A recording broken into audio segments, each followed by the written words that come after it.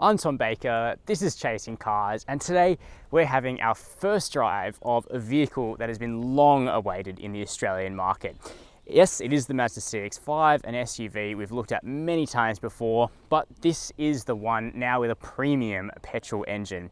As exclusively reported in Australia by Chasing Cars some months ago now, Mazda devised a plan earlier in 2018 to bring out a turbocharged petrol Mazda CX-5 using the same 2.5 litre engine out of the big CX-9. Same outputs, 170 kilowatts of power and 420 newton meters of torque, but obviously in a smaller, lighter package. That is the CX-5. So that day has finally come. We've got the turbo CX-5 here, and we're going to be checking out just what that engine does to what is a fantastic chassis underneath Australia's most popular SUV. However, the new turbo engine isn't the only change to the CX-5 for 2019. The top of the range Akera model has also been altered with some pretty clear visual changes. There's different 19-inch wheels with a platinum-like finish so that you can tell that this is the most expensive model. And there's some pretty big changes inside too, new leather, materials, etc. But the turbo is actually available on the one rung down GT model here in Australia as well. Well, let's not delay any further. Let's jump inside the new turbocharged CX-5 Akera to start finding out what life is like. But really, you'll notice most of the changes on this upper spec CX-5 Akera here in the cabin. The black and white leather choices are gone. Instead, the Akera now only comes with dark russet brown Napa leather seats, which do feel, a degree softer and more plush than the standard leather that continues on in the Touring and GT models. But most of what you see in the CX-5's cabin is, similar to what came before. It's a stylish, broad-looking dash centered around a 7-inch screen. That's now looking a little bit small in this class, but you do still control it through the central commander dial between the seats or through touch. However, all CX-5s now finally come with Apple CarPlay and Android Auto, which is great, and it actually does make it feel like it's had something of an infotainment upgrade. Now, the Akera also gets real Japanese sen wood for its trim. That looks cool. There's little things like a new climate control panel and also a different overhead panel with LED cabin lighting. That's all nice, just gives it a bit of a lift. One of our favorite things about the upper spec CX-5 grades continues on though. That's that you get so much soft touch material, including down here where your leg rests and right across the door. This is a nice premium feeling mid-size SUV. In fact, definitely one of the best in the class for how the cabin makes you feel in terms of plushness. Practicality isn't bad. Still no wireless charging, but you do get big cup holders between the seats, good sized tray in the center, decent door bins, and finally a high-powered USB port in order to drive smartphone integration. The back seat of the CX-5 naturally remains pretty much the same, including the back doors that open really wide, making it nice and easy to fit a child seat in that you don't bump your head. However, the ISOFIX points could definitely be a little easier to access instead of being tucked into the fold of the back seat. Now you still get that nice dark brown Napa leather back here. That feels really premium. And space isn't too bad. Now the CX-5 isn't one of the biggest medium SUVs, but 6-footers have still got adequate headroom and fine legroom and good toe room sitting behind my own driving position here. Fitting 3 people across is possible at a pinch. The transmission tunnel for the all-wheel drive system isn't too imposing, and you do get amenities like a nice solid flip-down armrest here, 2 decent-sized cup holders, heated rear seats now in the Akera model, which I have now just been reminded by looking at the icons for it, and also another little compartment here with 2 powered USB ports for back seat passengers. You also get air vents across the CX-5 range, which is great for keeping car sickness at bay. And while we're here, we might as well remind ourselves of the boot space situation in the CX-5. So both models that you can get the turbo on have an electric tailgate that comes up relatively smartly to reveal a decently sized boot. It's nice and square. It's not the biggest in the class, so there's 442 litres of space behind the second row in a CX-5. Now, while there aren't things like shopping bag hooks, you do get 2 small bins either side of the boot floor to stop some small delicate items from rolling around.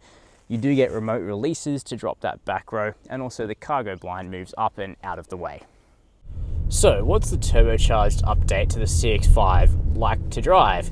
Well, it's perhaps not as much of a comprehensive change as you might expect. Instead, it feels like a nice upgrade to the existing 2.5 litre naturally aspirated 4-cylinder petrol. Certainly there's a lot more capability and a lot more pace on board with the turbocharged unit, but this isn't a performance SUV. Anybody that thinks they're going to be coming in and getting into like a CX-5 MPS might be a little bit disappointed. However, if you manage your expectations and you just want a car that has nice linear torque, certainly a lot more go than the naturally aspirated version, and better high-end performance than the diesel option, then you'll be pleasantly surprised by what you find in the CX-5 2.5 litre turbo. So that engine under the bonnet produces 170 kilowatts of power and 420 newton meters of torque on 91 octane petrol. It does actually make a bit more power if you use 98 octane, much like the CX-9 with the same engine. But either way you look at it, this has got, pretty class-leading outputs. There's no petrol mid-size SUV in this price class that has more torque, and the power figure of 170 kilowatts is certainly in the top 3. The Holden Equinox and the Ford Escape make a little bit more, but they're not as torquey. Interestingly, maybe this car's main rival you might expect to be the Volkswagen Tiguan 162 TSI.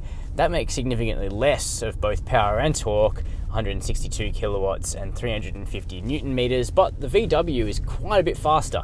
This CX-5 Turbo gets to 100 in 7.7 seconds, a figure that we've tested and matched. The VW can do it in 6.5. So you can see that this is, it's not out there to be a performance SUV, it's out there to be a really nice, refined cruiser, and it does a good job of that. 6-speed auto, same gearbox as you get in the rest of the CX-5 range, and it works pretty well here.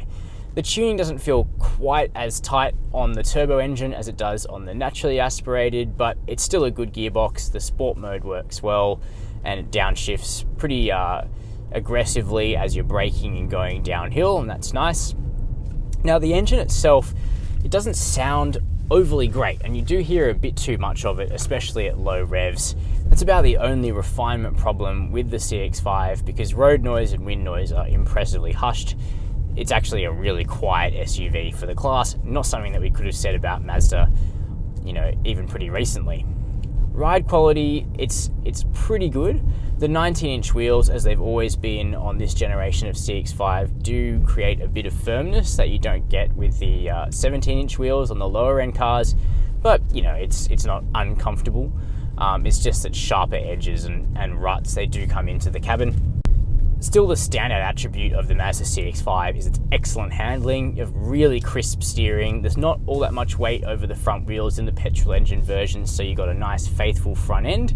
And it also kicks out its back end nicely too if you trail brake into a corner and basically drive it like a big hot hatch. It really wants to cooperate with you, and it's a very fun SUV to drive.